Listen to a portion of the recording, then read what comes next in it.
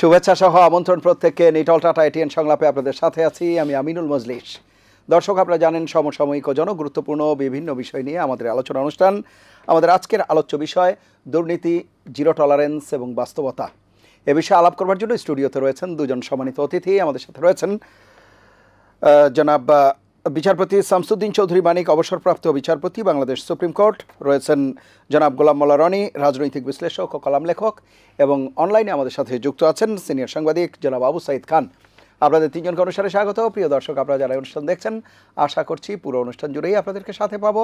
আপনাদের জ্ঞাতার্থে জানিয়ে রাখি, অনুষ্ঠানটি সরাসরি ফেসবুকে সম্প্রচারিত হচ্ছে। সেক্ষেত্রে facebook.com/ATN বাংলা অনলাইন এই লিঙ্কে ক্লিক করলে আপনারা অনুষ্ঠানটি দেখতে পাবেন। কথা না বাড়িয়ে আমরা চলে যাব মূল আলোচনায়। প্রথমে জনাব গোলাম মোল্লা রনি, আপনাকে দিয়ে আলোচনা শুরু করছি। আমাদের আজকের আলোচ্য বিষয় দুর্নীতি, জিরো টলারেন্স ও বাস্তবতা। একের পর এক সরকারি আমলাদের বিভিন্ন ঘটনা সামনে আসছে গণমাধ্যমে, এবং কিছু কিছু বিষয়ে হয়তো দুদকের চোখও এড়াচ্ছে না, ব্যবস্থা নেওয়ার চেষ্টা করছে, ব্যবস্থা নিচ্ছে। কিন্তু আমার প্রশ্ন হচ্ছে, সরকারের পক্ষ থেকে যে জিরো টলারেন্সের কথা বলা হচ্ছে দীর্ঘদিন থেকে, সেই জিরো টলারেন্সের সাথে এই যে চিত্র, সেটি কতটা সামঞ্জস্যপূর্ণ বা সাযুজ্যপূর্ণ আপনার কাছে মনে হয়? মানে প্রথমত জিরো টলারেন্স এটা একটা রাজনৈতিক বক্তব্য, এবং এখন যে বাস্তবতা, দুর্নীতির যে বাস্তবতা, এটার সঙ্গে জিরো টলারেন্সটা রিভার্স হয়ে গিয়েছে। মানে কেউ দুর্নীতি করবে, আমি একটু সহ্য করব না, এটা হলো জিরো টলারেন্সের মূল থিম। আর এখন জিরো টলারেন্স হলো এরকম, আমার চোখের সামনে তুমি যত ইচ্ছা তত দুর্নীতি করো, আমি মরে গেলেও নড়ব না, আমি কোনো রিয়াকশনই দেখাবো না, আমি একটা পাথরের মতো বসে থাকবো, হিমালয়ের মতো আমি অটল থাকবো, তুমি আমার চোখের সামনে যত দুর্নীতি করো।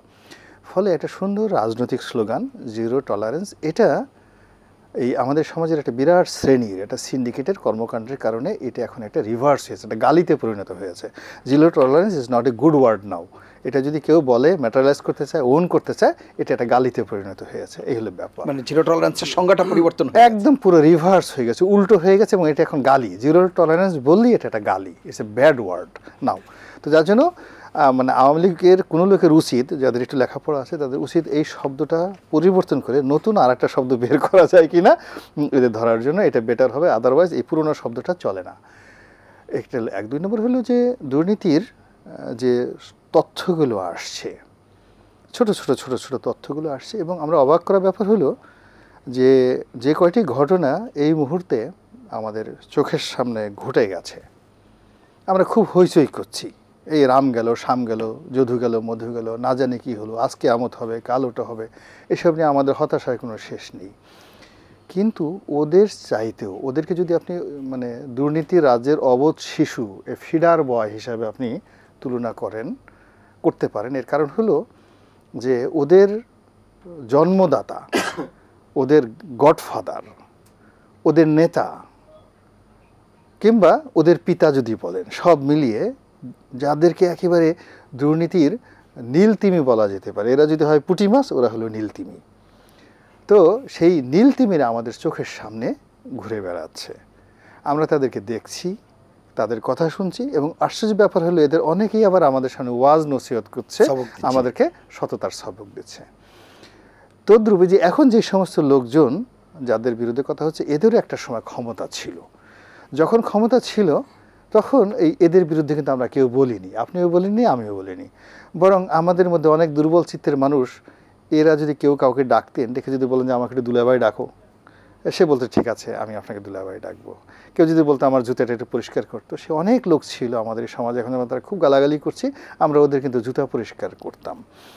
তো এই একটা যে বিবর্তন, মানে ক্ষমতা চলে গেলেই আমরা তাদের উপর সবাই ঝাঁপিয়ে পড়ি, এটা আমাদের জন্য একটা নতুন শিক্ষা। 2 নম্বর হলো যে এখন যারা ক্ষমতায় আছেন তাদের জন্য এটা একটা রেড সিগন্যাল যে ডেস ইজ কামিং।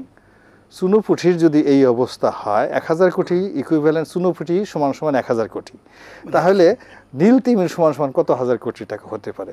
এইগুলো আমরা অঙ্ক কষতে থাকুক, আর তারাও এর পরিণতিটা বুঝতে থাকুক। আর থার্ড হলো, দেশে এই যে একজন অত্যন্ত সম্মানিত বিচারপতি আছেন, অ্যাপিলেট, শুধু জেনেতেন বিচারপতি নেই, অ্যাপিলেট ডিভিশনের অত্যন্ত আলোচিত একজন বিচারপতি আছেন। উনি নিজেও স্বীকার করবেন যে দুনিয়াতে আমরা বিচার করি, কিন্তু there is a divine justice. প্রকৃতির একটা বিচার আছে, প্রকৃতির একটা প্রতিশোধ আছে। প্রকৃতি যখন কারো জন্য কোনো একটা বিচার অপরিহার্য করে তোলে, তখন পৃথিবীর সমস্ত বিচারালয়গুলো কিন্তু ওই তার বিচার করতে বাধ্য হয়ে যায়। তো এখন এই যে দুর্নীতিবাজরা মানুষের হক নষ্ট করতে করতে, এত মানুষের অভিশাপ, এত মানুষের কান্না, এত মানুষের আহাজারি, তাদের মাথার উপর এত বড় বোঝা হয়ে গেছে যে আসমান থেকে গজব আকারে তাদের উপর এমন কিছু নাজিল হয়েছে যে পৃথিবীর কোনো মানুষ, শুধু বাংলাদেশ নয়, সারা পৃথিবীর কোনো মানুষ তাদেরকে আশ্রয় দেওয়ার পর্যায়ে কিন্তু এখন আর নেই।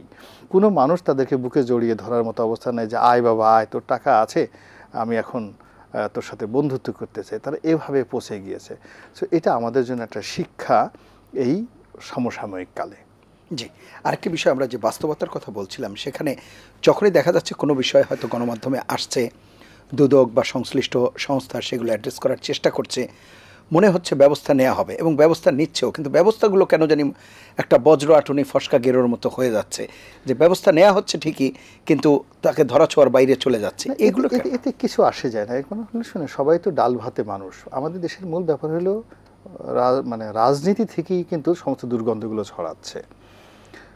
সেটা বিএনপি বলেন, জামাত বলেন, আওয়ামী লীগ বলেন, যারা যে সময় ক্ষমতায় ছিল, যাদের হাতে ছিল, সেখান থেকেই যে দুর্নীতির যে সূত্রগুলো শুরু হয়েছে, এগুলো পরবর্তী রেজিমগুলো যারা আসছে তারা কোনোটা বাদ দেয়নি যে ঠিক আছে ওই বিএনপি খারাপ কাজটা করেছে, আমরা এই খারাপ কাজটা করব না।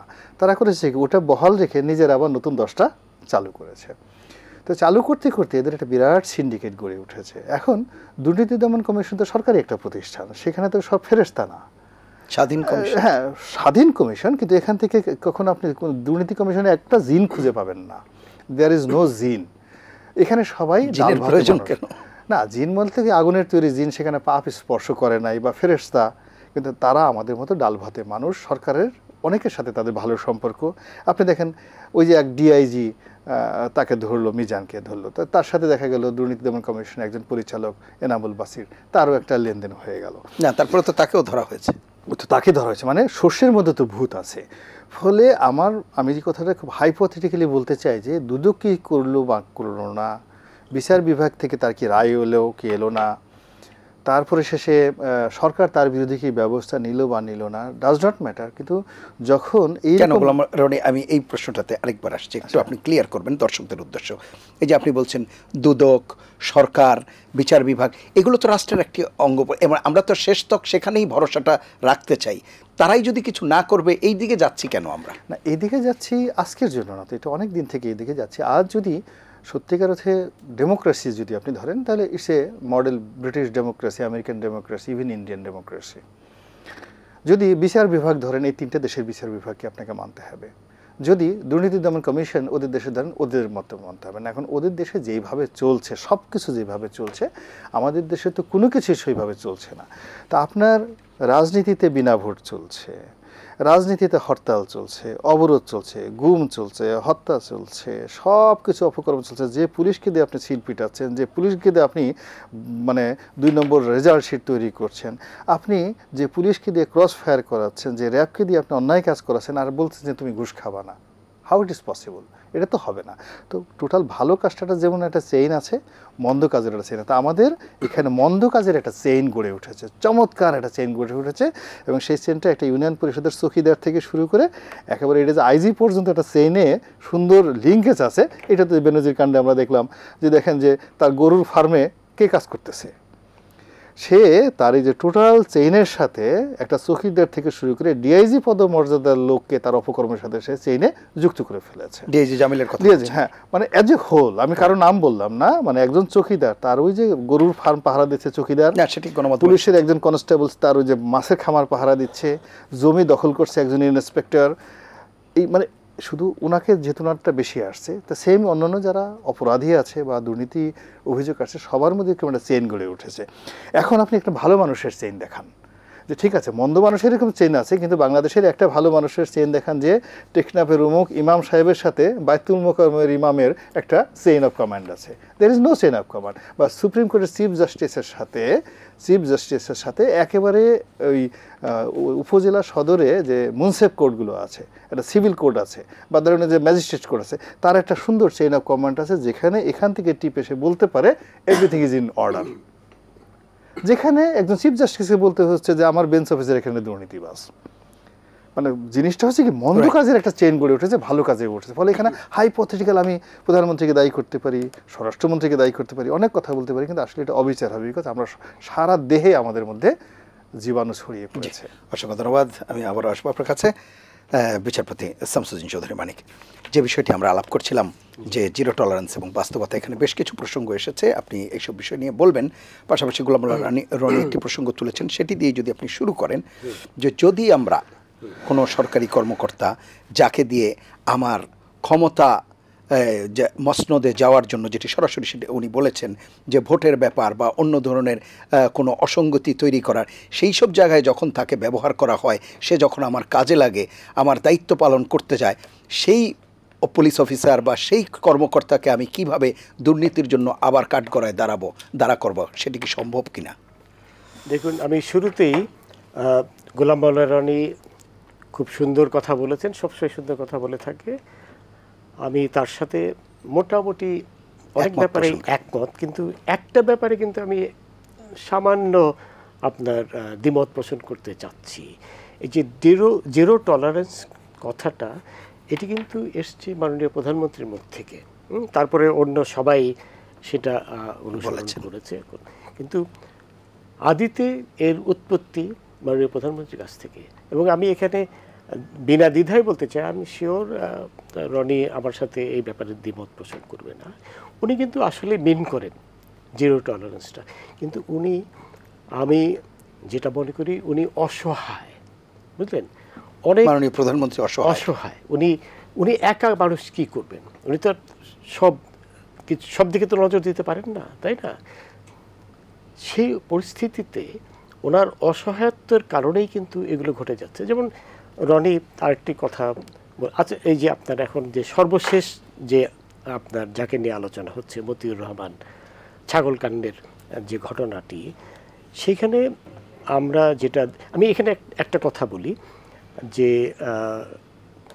তদন্তাধীন বিষয়ে কিন্তু কথা বলার মধ্যে অনেক লিমিটেশন, আইনের একটা লিমিটেশন আছে, যাতে আমার কথায় যেন তদন্ত কোনোভাবে প্রভাবিত না হতে পারে। এটা তো আইনের, যে তথ্যগুলো তো অলরেডি চলে এসেছে, যেগুলো অলরেডি গণমাধ্যমে না, যেগুলো অলরেডি প্রমাণিত, সেই ব্যাপারে আমি কথা বলতে পারি। এর বাইরে কথা বলাটা ঠিক হবে না। তদন্ত চলছে, তদন্ত চলবে তার মতো। তো যাই হোক, যে অনেকগুলো কথার মধ্যে আপনার একটা যেটা জেনেছি, সেটা হলো এই মতিউর রহমানের বিরুদ্ধে অতীতে 4 বার কিন্তু দুদকে আপনার তদন্ত হয়েছে। আমার মনে হয় একটা প্রুভেন ফ্যাক্ট। এখন আমরা তো জানতে পাচ্ছি এই বর্তমান ডিসক্লোজারের পরে যে সে শত নয়, সে হাজার কোটি টাকার দুর্নীতি করেছে। আমার মনে হয় এটা বলাটা অনিরাপদ কিছু না, এটা এখন প্রুভেন ফ্যাক্ট। তো এখন তাহলে এইটা এখন আমরা দেখতে পাচ্ছি হাজার কোটি টাকা সে দুর্নীতি করেছে, অথচ দুদক কিন্তু 4 বারই তাকে ক্লিন আপনার রিপোর্ট দিয়ে দিয়েছে, তাই না? তো এখন এটাকে আপনি কিভাবে বলবেন? মানে এটা কি এইভাবে খুব সরলীকরণ হয়ে যায় কিনা যে দুদক যাদেরকে ক্লিন বলে সার্টিফাই করে তারা সবাই ক্লিন নয়? হ্যাঁ, এটা তো একটা আছে, কিন্তু আরেকটা সবচেয়ে বড় কথা, যাদেরকে সার্টিফিকেট করে তারা একজন ক্লিন, এরকম প্রমাণ আমরা এখনো পাইনি। এখন সবচেয়ে বড় কথা হলো যে এটা কি দুদকের ব্যর্থতা বা দুদক? এখানে কিন্তু আমি কমিশনার সাহেবদের উপরে আমি দোষ দিতে চাচ্ছি না। যারা করেছে, কমিশনার সাহেবরা কিন্তু এই তদন্তগুলো করেননি। যারা করেছে তারাও কিন্তু ওই আমলা, তাই না? তারাও মানে কমিশনার সাহেবরাও তো আমলা, অনেকে আমলা হলেও ওখানে যিনি মনে করেন একদম প্রধান হন, তাদেরও বেশিরভাগ মানে বলা হয়ে থাকে সাবেক আমলা। তো ওনারা যেহেতু সাবেক আমলা থাকেন, আর যেহেতু আমলা থাকেন, আমলাদের বিরুদ্ধে এই ব্যবস্থা নিতে ওনারা কতটা, মানে আমরা তো এই বলয়েরই মানুষ। না, শোনেন, আমি এটা পরিষ্কার করতে চাই যে অনেকে ছিলেন যারা চেয়ারম্যান ছিলেন বা সদস্য ছিলেন তাদের অনেকেই কিন্তু খুবই ভালো মানুষ, আমি ব্যক্তিগতভাবে জানি, নিঃসন্দেহে ভালো মানুষ। হ্যাঁ, কিন্তু যারা এই তদন্ত করে, তদন্ত কিন্তু কমিশনার সাহেবরা বা চেয়ারম্যান সাহেব করেন না, বুঝলেন? যারা তদন্ত করে তাদের উপরেই কিন্তু আপনার তারা কিভাবে দিল, আপনার ঠিক একটা ধরেন পুলিশের একজন সাব ইন্সপেক্টর এসআই, উনি আয়ু হন, উনি কিন্তু তদন্ত করেন, সেখানে এসপির বা তার ঊর্ধ্বে অন্যদের কিন্তু খুব একটা হাত থাকে না, এটা কাজটা কিন্তু করে একজন, কারণ সাব ইন্সপেক্টর, কারণ স্ট্যাচুট, আইন, সিআরপিসি এই ক্ষমতা তাকেই দিয়েছে। তো একইভাবে দুর্নীতি দমন কমিশনও কিন্তু আপনার যারা তদন্তগুলো করছে তারা কিন্তু কমিশনার বা কিন্তু একজন সাব ইন্সপেক্টর তদন্ত করে ভুল রিপোর্ট দিলে তার বিরুদ্ধেও তো ব্যবস্থা নেওয়া, ব্যবস্থা আছে। এখন এখানে হয়েছে, এখন এইখানে এই যে যারা আপনার কমিশনাররা তো সেটিও করতে পারে, ওনারা সরেজমিন তদন্ত করবেন না, দেখবেন, কিন্তু প্রকাশক দিবালোকের মতো স্বচ্ছ যেই সব বিষয়গুলো সেগুলোর ব্যাপারে যখন তদন্ত হবে এবং তদন্তে যদি রিপোর্টটা সেরকম না হয় তাহলে সেই ব্যাপারে তো সেই সংশ্লিষ্ট কর্মকর্তা। আমি আমার একটা অভিজ্ঞতার কথা এখন বলি।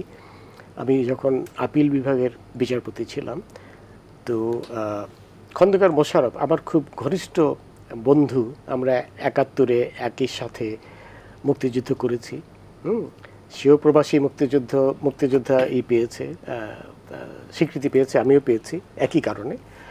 তো তার বিরুদ্ধে মানে তাকে হাইকোর্ট আগাম জামিন দিল।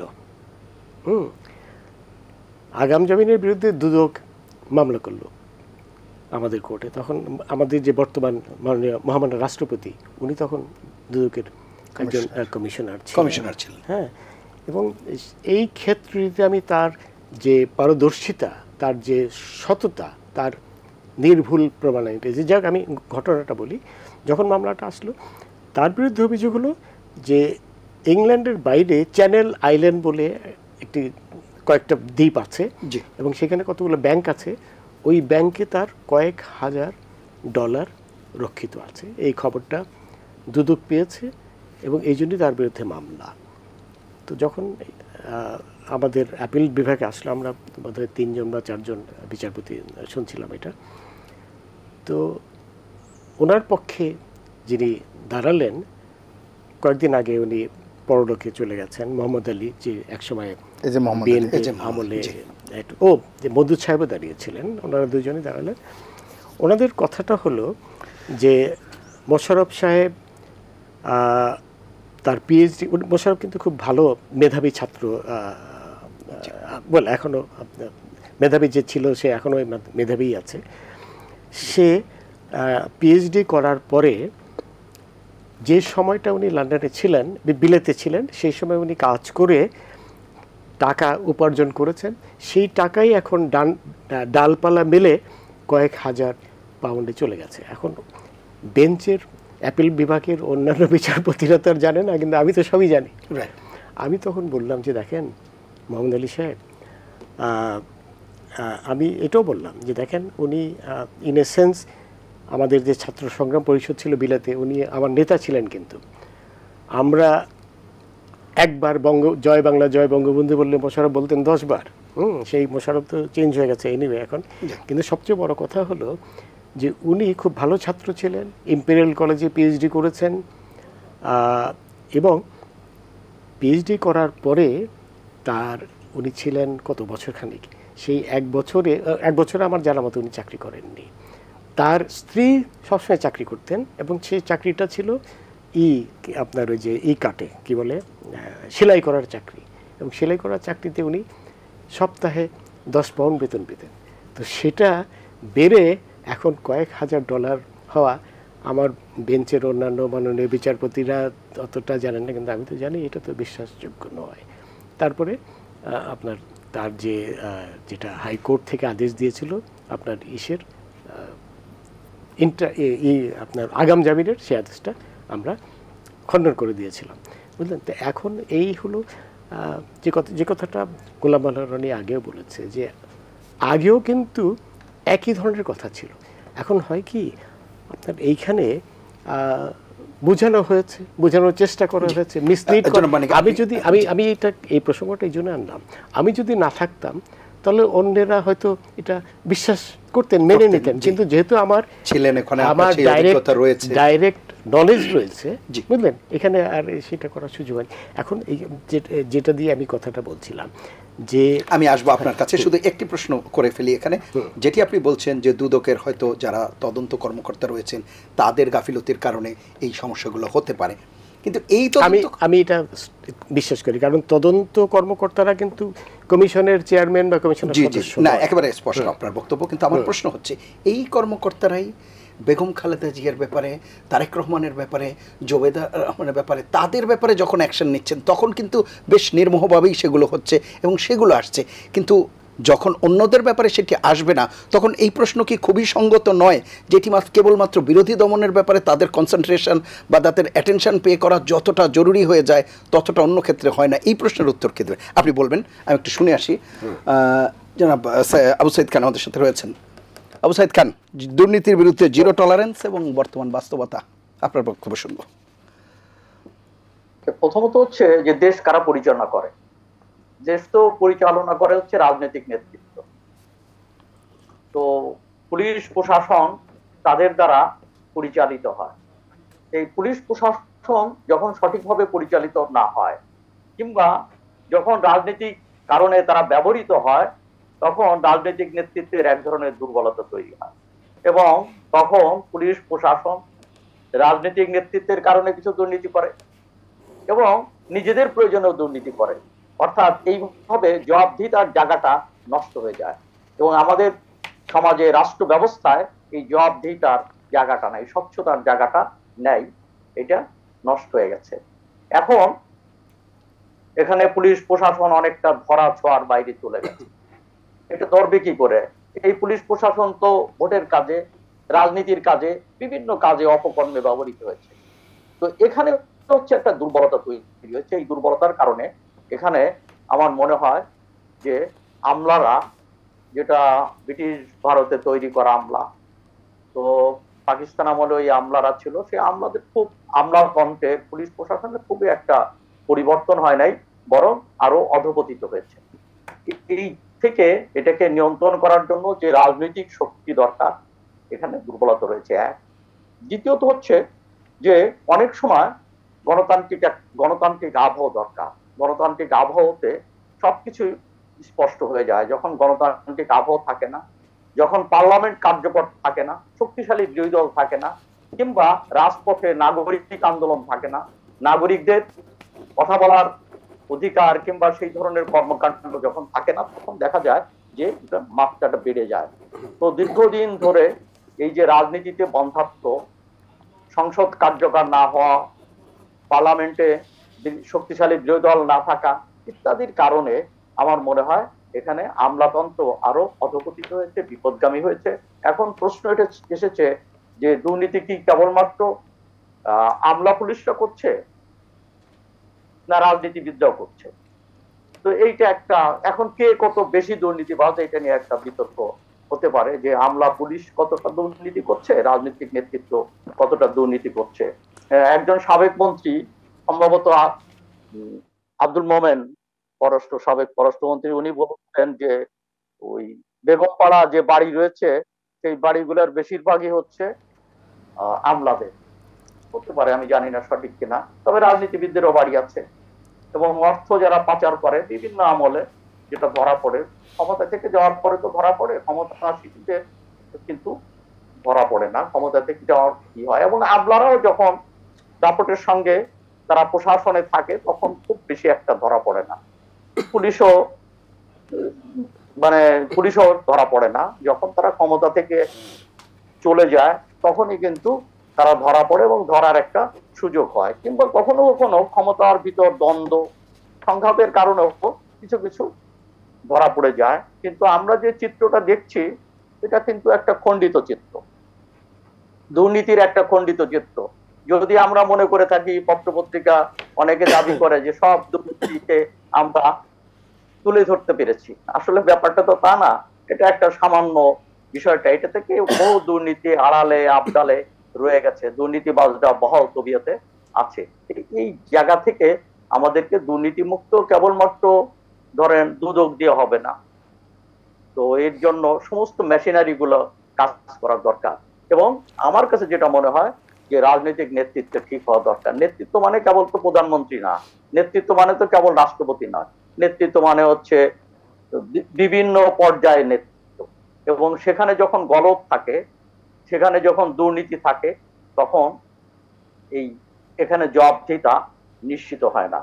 এবং যখন বিরোধী দলও যদি আমরা লক্ষ্য করি যে বিরোধী দলও যদি তাদের সঠিক ইস্যু জনস্বার্থে তারা যদি পরিচালনা না করে, তখনও কিন্তু এই ভয়েসটা, নাগরিক সমাজের ভয়েস কিংবা দুর্নীতির বিরুদ্ধে মানুষের কণ্ঠ ততটা সোচ্চার হয় না।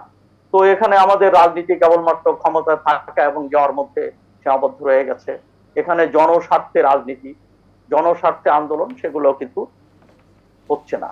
এই সবকিছু মিলে যে আবহাওয়া তৈরি হয়েছে, এই আবহাওয়ার মধ্যে দিয়ে এটা হলো দুর্নীতির জন্য মানে কি বলবো বীজতলা। তো এই দুর্নীতির বীজতলায় এখানে দুর্নীতির চাষ হচ্ছে এবং সেটা বহুগুণ বহু মাত্রায় সেটা বেড়ে চলেছে।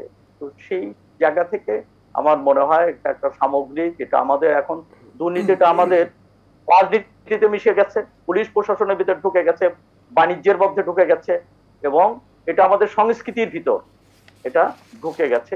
এটা একটা ভয়াবহ চিত্র। এখান থেকে কি করে এবং কতটুকু কিভাবে দুর্নীতি মুক্ত হওয়া সম্ভব, এটা কেবলমাত্র আদালতে বিচারের মাধ্যমে এটা সম্ভব না। হ্যাঁ, তবে নিশ্চয়ই বিচার বিভাগের একটা ভূমিকা থাকা দরকার। দুদকের দুর্বলতা, তারপরেও তাদের একটা ভূমিকা দরকার। যদিও দুদক সম্পর্কে যেটা বলা হয়েছে এটা আমি একমত যে 4 বার তো তাদেরকে ক্লিন সার্টিফিকেট দেওয়া হয়েছে। দুদক অনেক অপরাধীকেই ক্লিন সার্টিফিকেট দিয়ে দিচ্ছেন, ক্লিন ইমেজ তাদেরকে তৈরি করার ক্ষেত্রে দুদক ব্যবহৃত হচ্ছে। তো এই হচ্ছে যেখানে বাস্তবতা, এই বাস্তবতার মধ্যে আমার মনে হয় যে হ্যাঁ, জিরো টলারেন্স যদি পলিটিক্যালিও যদি এটা থাকতো, প্রধানমন্ত্রী যেটা উচ্চারণ করেছেন, তার সমস্ত মন্ত্রী আমলা কিংবা একটা অংশ যদি তারা সক্রিয় থাকতো, তাহলে এতটা ছড়াতো না এবং এত ব্যাপক এবং ভয়াবহ রূপ পেত না। আমরা যেটা দেখছি সেটা সামান্য চিত্র, খণ্ডিত চিত্র দেখতে পাচ্ছি। এর বাইরে যে অবস্থাটা তৈরি হয়েছে এগুলো আমার মনে হয় কি করার দরকার। এখন বাংলাদেশে যদি বলেন যে সবচেয়ে বড় চ্যালেঞ্জ হচ্ছে দুর্নীতিকে মোকাবেলা, অর্থনীতিতে হ্যাঁ খানিকটা আমি এটা স্বীকার করি এবং অনেকবার বলেছি এই সরকারের আমলে খানিকটা অনেক ক্ষেত্রে তো সাফল্য এসেছে, অনেক অবকাঠামোগত উন্নতি ঘটেছে, অনেক সামাজিক সূচকেও বাংলাদেশ এগিয়েছে, কিন্তু সবকিছু দুর্নীতি গ্রাস করছে, সবকিছু দুর্নীতি। অসংখ্য ধন্যবাদ জনাব আবু সাইদ খান। আমি আসবো আবার আপনার কাছে। এ পর্যায়ে একটা বিরতি নিতে হবে। প্রিয় দর্শক, নিটল টাটা এটিএন সংলাপে এ পর্যায়ে নিচ্ছি বিরতি। থাকুন আমাদের সঙ্গে।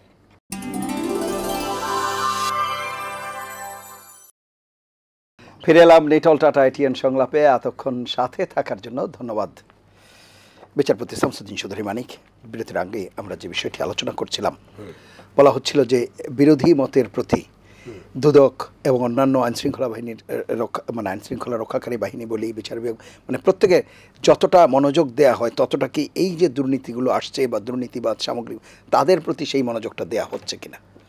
আপনার একেবারেই যে দেয়া হচ্ছে না সেটা কিন্তু ঠিক না। হ্যাঁ, কারণ আমরা তো দেখেছি যে আওয়ামী লীগের সাথে সম্পৃক্ত ছিল বা আছে, তাদের বিরুদ্ধে কিন্তু মামলা বা তদন্ত হচ্ছে। হ্যাঁ, তবে জেলও গেছে। এটা কিন্তু বাস্তবতা।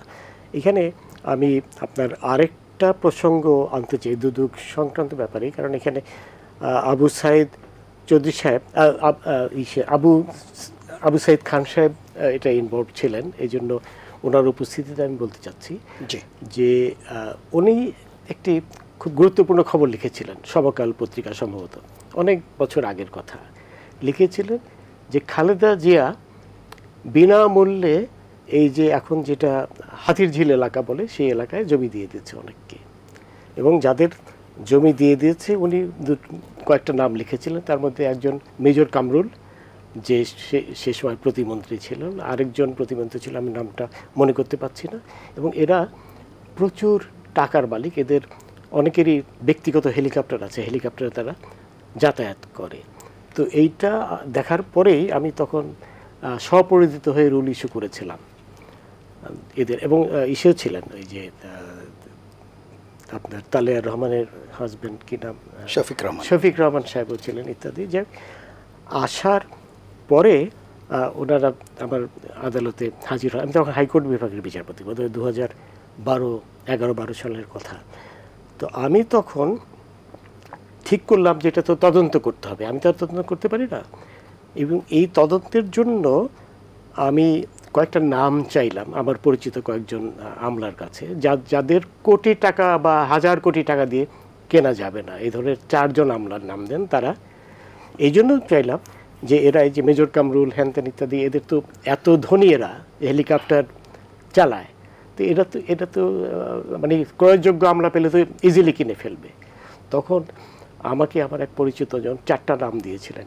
ওই 4 নামের মধ্যে কিন্তু ইকবাল মাহমুদ সাহেবও ছিলেন, উনি তখন ইসের সচিব ছিলেন, যোগাযোগ সচিব না ক্যাবিনেট আর কি সংস্থাপন না, বোধহয় এক্সটার্নাল রিসোর্সেস ডিভিশনের সচিব ছিলেন, ইআরডির উনি ছিলেন, ওনার নামটা ছিল। তারপরে তখন আইন সচিব দুলালের নামটা ছিল। এরকম 4 জনকে মিলে আপনার আমি কমিটি করে দিয়েছিলাম তদন্ত করার জন্য, এবং অদ্ভুত রিপোর্ট দিয়েছিলেন তারা, এই 4 জনের কমিটি এদের বিরুদ্ধে, এই যে আপনার সেই মেজর কামরুল, হ্যানত্যান ইত্যাদি। এখন যারা তদন্ত করছে আপনার কাছে মনে হয় যে অনেকেই না, আমি এই জন্য বলতেছি কর্মকর্তা রয়েছে, না আমি এই জন্য বলতেছি যে এই ধরনের ইকবাল বাবু সাহেব পরবর্তীতে দুদকের চেয়ারম্যান হয়েছিলেন কিন্তু। সুতরাং তার অনিশ্চিত আমি নিজেই দেখেছি, প্রমাণিত। সুতরাং আপনার যেই কথাটা আমি আগের সূত্র ধরে যেটা বলতে চাচ্ছি, আমি তো মহামান্য একসময় কমিশনার ছিলেন ইকবাল মাহমুদ, ওনাদের মতো সৎ লোক তো আমরা দেখেছি। সুতরাং এখানে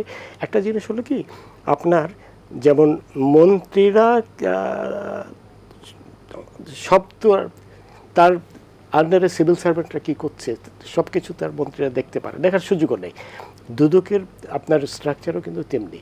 আপনার দুদকের কমিশনাররা ব্রড আদেশগুলো দিয়ে দেন, কিন্তু তদন্ত যারা করে তাদের মধ্যে যদি থাকে, এবং ইদানিং একজনই হয়েছে না দুদকের একজন তদন্ত কি কর্মকর্তা, তার সাজা হয়েছে বা কি হয়েছে, এনামুল বাসিরের কথা বলছিলেন। জি, না কেবলমাত্র আমরা দুদক বলছি না, দুদক তো ব্যবস্থা নেবে, কিন্তু আমরা বলছি যারা পুলিশ এই যে পুলিশ প্রধান, সেনাবাহিনীর প্রধান, আমাদের বার্তাটা আসলে কি দিচ্ছে? এই রিক্রুটমেন্টটা আমাদের এরকম হয়ে গেল কেন, যে এদের যাদেরকে আমরা নিয়োগ দিচ্ছি সেই সময় কি এই বিষয়গুলো সিনহার কথাই ধরেন না কেন, চিফ জাস্টিস, এই যে কারাপ্টেড চিফ জাস্টিস পালাই গেছে দেশ থেকে, এখন কেন এরকম হচ্ছে, মানে এই নিয়োগগুলো এরকম হচ্ছে কেন, এর পেছনে দায়ী এখন এটা হলো কি, এখন এই মতিউর সম্পর্কে আসি তাহলে। আবার মতিউরের যেটা আমরা জেনেছি, তার দাদা ছিল রাজাকার, এবং তার নামের সাথে ওই বিশেষণটাও ছিল দাদার নামের সাথে, একজন দারোগা, কি যেন দারোগার নাম, কিন্তু রাজাকার অমুক দারোগা। এবং তার যে স্ত্রী লায়লা, বোধহয় না, প্রথম স্ত্রী লায়লার বাবা রাজাকার। তো এইগুলো জিনিস কিন্তু যখন একজন সংসদ সদস্যের আত্মীয়, অবশ্য নিজামী হাজারি, দ্বিতীয়টা হ্যাঁ হাজারি, যারই আত্মীয় হোক, ফ্যাক্ট ইজ একটা জিনিস হলো কি, যে যারা না, এখন ব্যানার্জি সাহেবের ব্যাপারে তো এরকম কোনো সেই অতীত নাই, রাজাকারের মতো আজিজ সাহেবের ব্যাপারে সেরকম না, তাদের ব্যাপারে এরকম আসছে না। আমি যেটা বলতে চাচ্ছি যে মানে ওইটাকে কি সরলীকরণ করবার সুযোগ আছে, যে রাজাকার বা ইয়ে হলেই তারাই কেবলমাত্র হয়? আমি যেটা বলতে, সিনহারও তো রাজাকারের কোন, জাস্টিস সিনহার ছিল রাজাকার, জাস্টিস সিনহা তো ওপেন কোর্টে বলেছে, ওপেন কোর্টে যখন ইসের মামলাটা হয়, আমিও সেই বেঞ্চে বসা, না সাইদি না, তৃতীয় মামলাটায় ওই কামারুজ্জামানের মামলার সময় সে তো পরিষ্কার বলে দিল, আমিও অ্যাপিলেট ডিভিশনের বিচারপতি তখন, ওই কামারুজ্জামান যে যুদ্ধাপরাধী তার বিচার হচ্ছিল, তখন সিনহা পরিষ্কারভাবে বলল, হ্যাঁ আমিও তো ছিলাম, শান্তি কমিটির সদস্য ছিলাম। আবার 1 সেকেন্ড পরে বললো যে আমি পাকিস্তানি সৈন্যদের সাহায্য করেছি, আমি তো একদম ডান দিকে জুনিয়র মোস্ট জাজ অ্যাপিলেট ডিভিশন, আমি তো তার দিকে তাকালাম, অবাক হয়ে তাকালাম যে কি বলে সিনহা সিনহা কিন্তু তখনও প্রধান বিচারপতি হয়নি, কিন্তু ওই বেঞ্চটা প্রেজাইড করছিল জাস্টিস সিনহা।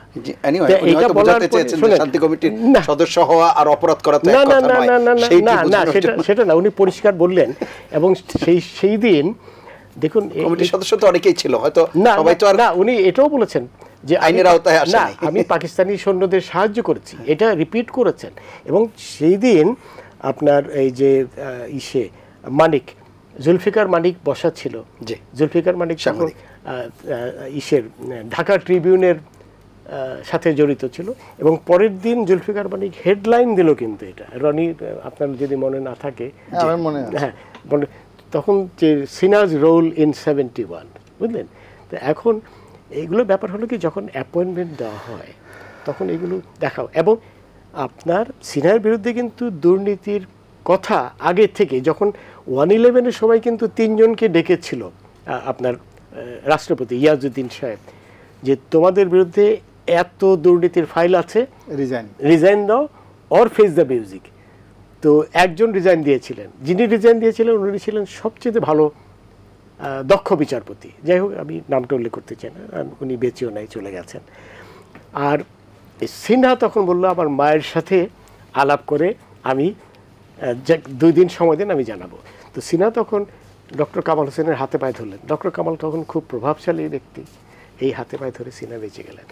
তারপরে তো আরো ঘটনা ঘটেছে। আমি আসবো আবার আপনার কাছে, গোলাম মোল্লা রনির কাছে শুনে আসি। গোলাম মোল্লা রনি, যে বিষয়গুলো বলছেন, এই যে অবসরে যাওয়ার পরে বেশিরভাগ ক্ষেত্রে দেখা যাচ্ছে এই উন্মোচন হচ্ছে, এবং যেটি আমি বলছিলাম যে রিক্রুটমেন্ট পলিসিগুলোই বা এরকম হয় কেন, বা এই কোন নীতির ভিত্তিতে এই নিয়োগটা দেওয়া হচ্ছে? জাস্টিস সিনহা, মানে শুধু জাস্টিস সিনহা নয়, অন্যান্য জাস্টিস সিনহার কথা যেটা আসছে, মানে উনি কিন্তু রিটায়ার্ড করার পরে হয়নি, উনি যখন পাওয়ারে ছিলেন এবং সবচেয়ে জৌলুসপূর্ণ অবস্থাতে ছিলেন, এবং তিনি সেই সময়টাতে মন্ত্রণালয়ের সঙ্গে, এমনকি প্রধানমন্ত্রীর সঙ্গে তার মানে পাওয়ারের যে কনফ্লিক্ট অ্যান্ড কন্ট্রাডিকশন অবস্থার দৃষ্টি মনে হচ্ছিল যে জাস্টিস সিনহাই দেশটা চালাবেন।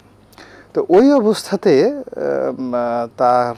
তার বিরুদ্ধে মিডিয়া বলেন, দেশ বলেন, লোক বলেন, রাজনৈতিক বলেন, সবাই এটা সংগ্রাম করেছে। এটার সঙ্গে বেনজিরের তুলনা হবে না, এটা একটা ডিফারেন্ট থিং। সেটাই বলছে। জেনারেল আজিজের ক্ষেত্রে তদ্রুপ। জেনারেল আজিজ যখন পাওয়ার, তখনই তার বিরুদ্ধে আল জাজিরা রিপোর্ট করলো, ভেরি বিগ রিপোর্ট করলো। কিংবা বেনজির সাহেব যখন পাওয়ারে, তখন র্যাবের ডিজি হিসাবে সেখান থেকে যখন আইজি আসলো, স্যাংশনে আসলো। তো এই জিনিসগুলো কিন্তু আগের থেকেই আপনার যাকে বলা হয় অ্যালার্মিং হিসেবে আমাদের জাতির কাছে আসছে, দেশ এবং বিদেশে। এবং আকার ইঙ্গিতে আমাদের লোকাল মিডিয়াগুলো যতটা সম্ভব তারা বলেছে, আর সামাজিক মাধ্যমে তো নির্বিচারে বলেছে। মানে আমাদের যে সামাজিক মাধ্যম, এটা মানে আমার কাছে মনে হয় পৃথিবীর অন্য কোনো দেশে বাংলাদেশের মতো এত স্ট্রং সামাজিক মাধ্যম নেই। এখানে অসংখ্য গুজব আছে, কিন্তু এই জায়গা থেকে কিন্তু গত 4-5 বছর অনেক গুরুত্বপূর্ণ জাতীয় সিদ্ধান্ত কিন্তু সামাজিক মাধ্যম নিয়েছে।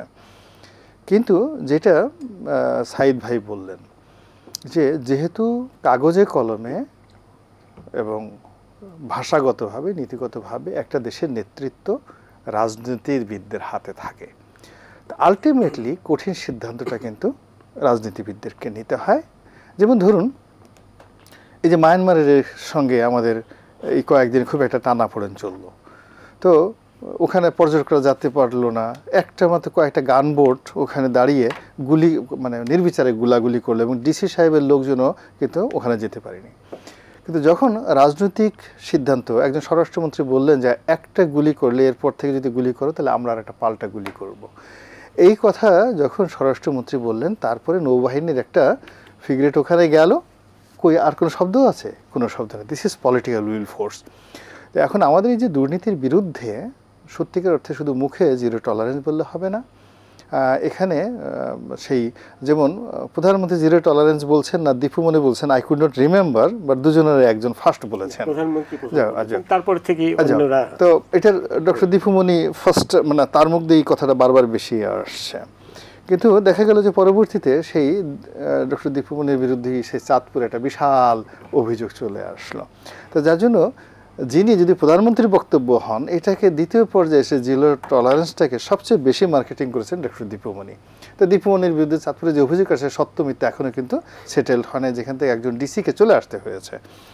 তো এইরকমভাবে পলিটিক্যাল যে নেতৃত্ব রয়েছেন, যারা আছেন, ইনক্লুডিং প্রধানমন্ত্রী থেকে শুরু করে তার মন্ত্রী পরিষদের অন্য সবার সদস্য, তারা যদি রিয়েলি মিন করেন, এখনও রিয়েলি মিন করেন, তাহলে এই যে দুর্নীতির যে বিষ বাষ্পটা, এখানটা কিন্তু আলটিমেটলি সব জায়গাতে ফ্রাস্ট্রেশন ছড়িয়ে দিয়েছে। আপনি চিন্তা করুন, পুলিশে যারা বেনজিরপন্থী আছেন, এরকম এসপি লেভেল থেকে ডিআইজি পর্যায়ের কর্মকর্তার সংখ্যা আছেন মিনিমাম 100 থেকে 150, যারা সবাই একটা প্রচণ্ড মানসিক চাপ, এখন চাপের মধ্যে আছে। এই বুঝি আমার কোনো কিছু না না না না, তার প্রতিপক্ষকে দাঁড়িয়ে গেছে, কারণ ওই 150 পোস্ট যদি ভ্যাকেন্ট করা যায়, সঙ্গে সঙ্গে বেনজির বিরুদ্ধে যে 150 লোক তারা ওই পদগুলো অকুপাই করবে, ফলে তাদেরকে করাপ্ট করার জন্য, তাদেরকে চাকরিচ্যুত করার জন্য ওই 150 কর্মকর্তাদের বিরুদ্ধে মানে নানা রকম তথ্য ওদের ভিতর দিচ্ছে। এই যে দেখুন একজন গাজীপুরের একজন গাজীপুরের একজন সেই তথ্য আসাদুজ্জামান মিয়ার তথ্য পাচার করার কারণে তার চাকরি চলে গেল। তো এখন পুলিশের মধ্যে কিন্তু এই ফ্রাস্ট্রেশনটা ছড়িয়ে পড়ছে। আবার ধরেন এই যে 150 লোক যারা বেনজির প্রতি, তারা এসপি থেকে ডিআইজি থেকে শুরু করে তারা যে কে পোস্টগুলো আছে, ওই পোস্টগুলো যদি মাত্র 2 মাস ঠিকমতো ফাংশন না করে, আলটিমেটলি কিন্তু প্রধানমন্ত্রীর ক্ষতি হবে, দেশের ক্ষতি হবে।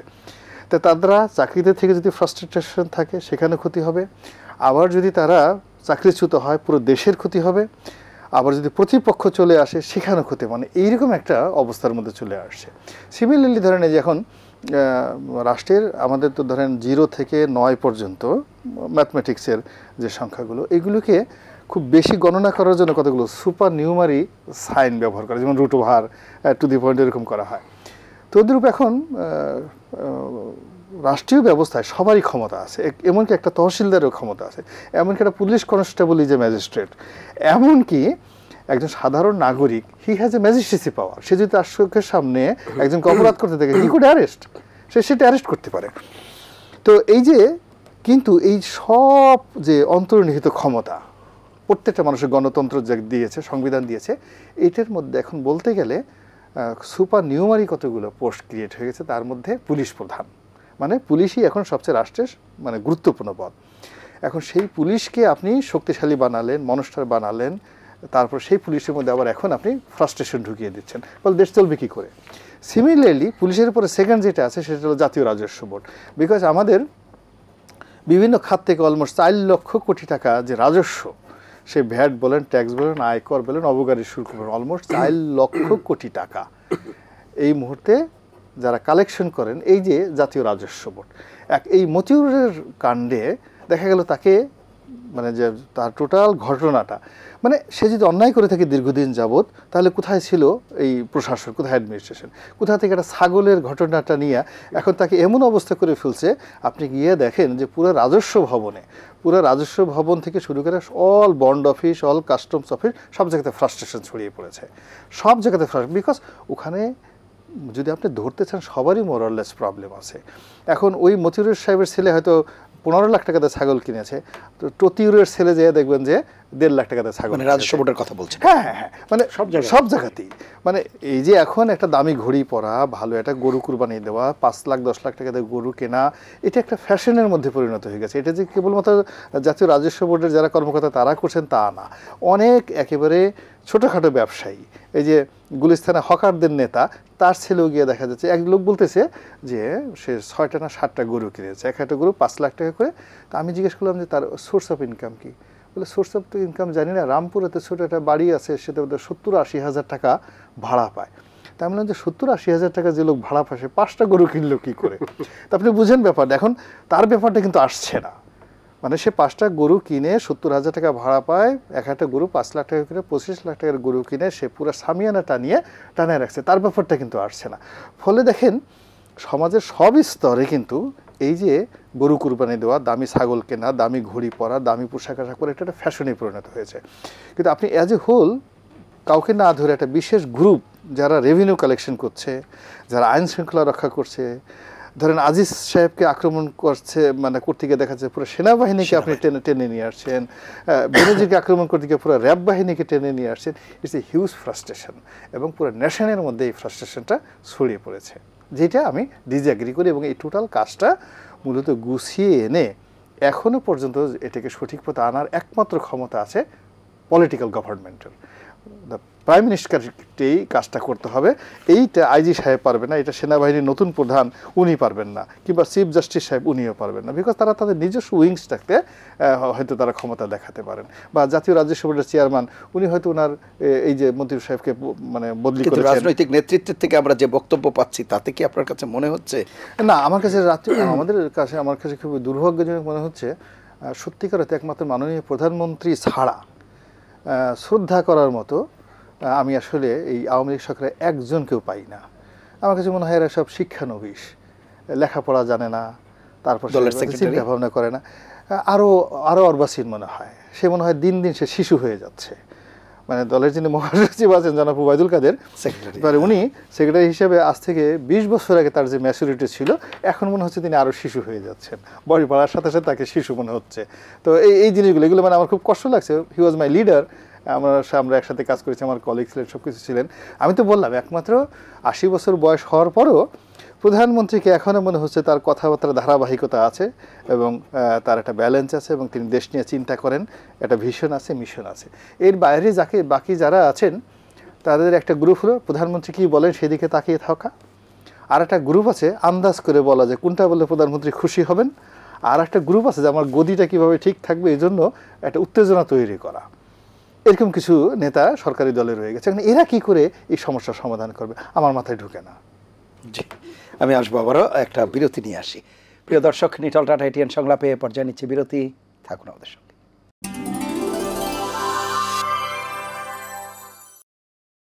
ফিরে এলাম নিটল টাটা এটিএন সংলাপে। এতক্ষণ সাথে থাকার জন্য ধন্যবাদ। জনাব আবু সাইদ খান, উত্তরণের পথই শুনতে চাই।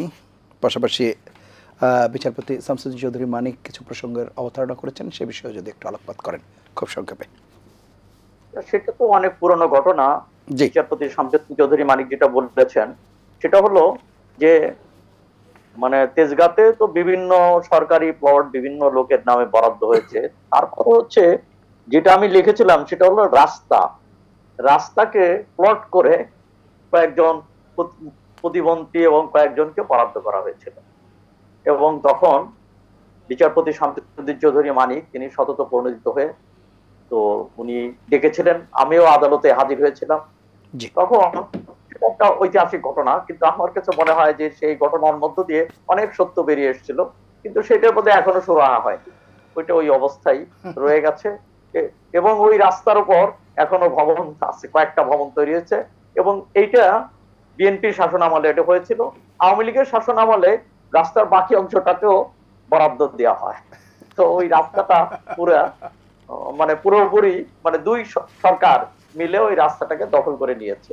মানে তুমি অদম বলে আমি আর উত্তম হইব না, আমি আরো অদম হইব।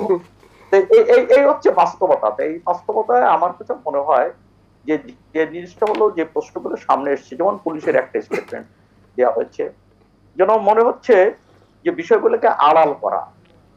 এখন প্রশ্ন হচ্ছে যে হ্যাঁ, ঘটনা শতভাগ আমরা উদ্ঘাটন করতে পারবো না, কিন্তু কোনো না কোনো জায়গা থেকে তো শুরু করতে হবে। তো আমরা এখন পর্যন্ত যে আমরা যেটা দেখি যে ঘটনাগুলোকে আড়াল হয়ে যায় বেশিরভাগ ক্ষেত্রে, কোনো দৃষ্টান্তমূলক যে একটা বিচার হয়নি এমনটা বলা যাবে না, কিন্তু ঘটনাগুলোকে আড়াল হয়ে যাচ্ছে এবং আড়াল করার জন্য রাষ্ট্রীয় যন্ত্র ব্যবহার করা হচ্ছে।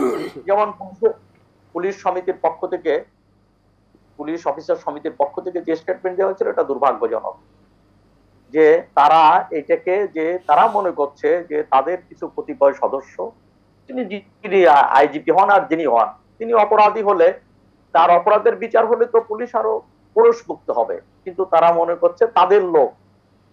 এইভাবে যদি এই দৃষ্টিভঙ্গির যদি পরিবর্তন না হয়, পুলিশ যদি মনে করে এটা আমাদের লোক, প্রশাসন যদি মনে করে আমাদের লোক, পলিটিশিয়ানরা যদি মনে করে আমাদের লোক, তাদেরকে স্পর্শ করা যাবে না। তো যে কারণে এইটা করছে। আর একটা হলো দুর্নীতি কেবলমাত্র পুলিশ প্রশাসন পলিটিশিয়ান একটা নেক্সাস, এক ধরনের অশুভ আতাত গড়ে উঠেছে। এই অশুভ আতাতটাকে ভাঙতে হবে এবং এইটা ভাঙার জন্য রাজনৈতিক অন্যান্য অর্গানগুলো, রাষ্ট্রের অর্গানগুলো নিশ্চয়ই সক্রিয় হওয়া দরকার, বিচার বিভাগ সহ। কিন্তু এখানে আমার কাছে যেটা আগেও বলেছি, রাজনৈতিক নেতৃত্ব, রাজনৈতিক সদিচ্ছা দরকার, অঙ্গীকার দরকার।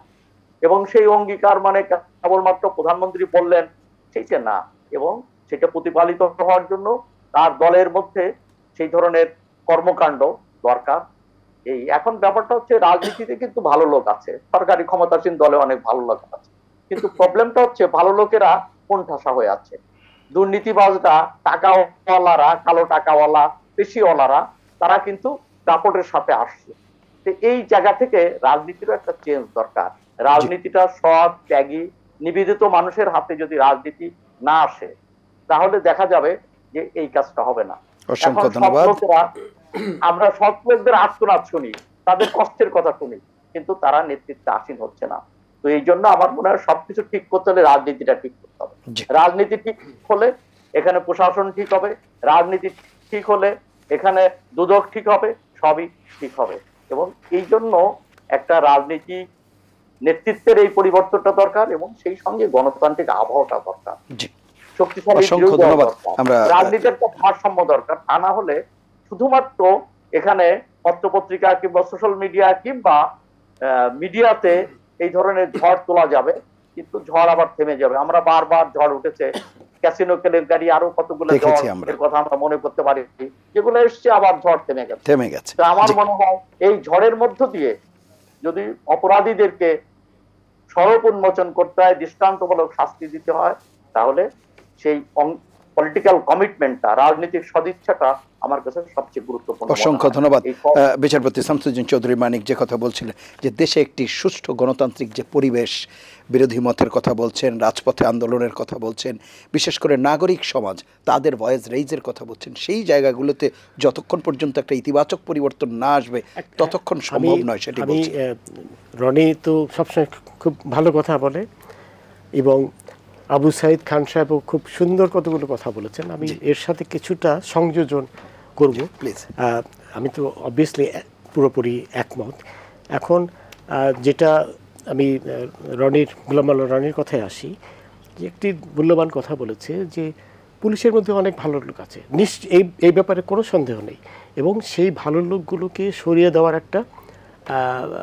জন্য আরেকটা গ্রুপ যারা নাকি অতটা ভালো নয়, সেই গ্রুপ কিন্তু তৈরি হয়ে আছে যে এদের সরাতে পারলে আপনার দুষ্ট লোকদের ঢুকানো যেতে পারে। এটা অত্যন্ত সত্য কথা। এবং ফ্রাস্ট্রেশনের কথাটা বলেছে, এটাও কিন্তু খুবই সত্য কথা। কারণ ফ্রাস্ট্রেশনের কথা আমি এই জন্য বলছি যে কোনো ব্যক্তির দায় কিন্তু কোনো সংগঠন নিতে পারে না। একজন পুলিশের একজন বড় কর্তা যদি অপরাধী হয়, এই অপরাধের দায় কিন্তু তার নিজের অপরাধ।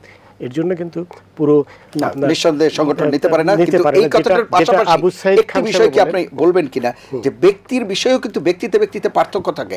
একজন ব্যক্তি যখন সেই পর্যায়ে থাকে, পদমর্যাদায় থাকে, তখন উনি নিজে যেহেতু ধরেন পাসপোর্ট অফিসের কাজটি করবেন না, যে দুর্নীতিটি উনি হয়তো কাউকে দিয়ে করাবেন, জমির দুর্নীতিটি উনি নিজে করবেন না, ওনার অধীনস্থ কাউকে দিয়ে করাবেন, জমি কেনার ব্যাপার হোক, এই বিষয়গুলো করতে যে যাদেরকে উনি ইনভলভ করবেন, পুরো চেইনটাই তো তখন যেটি গোলাম মাওলা রনিও বলছিলেন, তাতে করে কিন্তু দুর্নীতিগ্রস্ত হয়ে যায়। আবু সাইদ খান সাহেব বললেন যে সৎরা কোণঠাসা হয়ে আছে, এটা তো একটা বাস্তবতা, এটাও অস্বীকার করার কোনো পথ। এখন একটা জিনিস হলো কি, এই দুর্নীতি শুরু হয়েছে কবে? ব্রিটিশ আমল থেকে। এটি রাতারাতি কিন্তু এইভাবে ওভারনাইট অ্যাব্রাপ্টলি সরিয়ে দেওয়া কিন্তু না, সেটি হয় না। কিন্তু বর্তমান সরকারও তো টানা 15 বছর ক্ষমতায়, সেই জন্যই প্রত্যাশাটা বেশি। প্রত্যাশা অবশ্যই বেশি। এবং সেখানে আমি আবার রনির কথায় আসতে চাই যে পুলিশের মধ্যে অনেক ভালো লোক রয়েছে।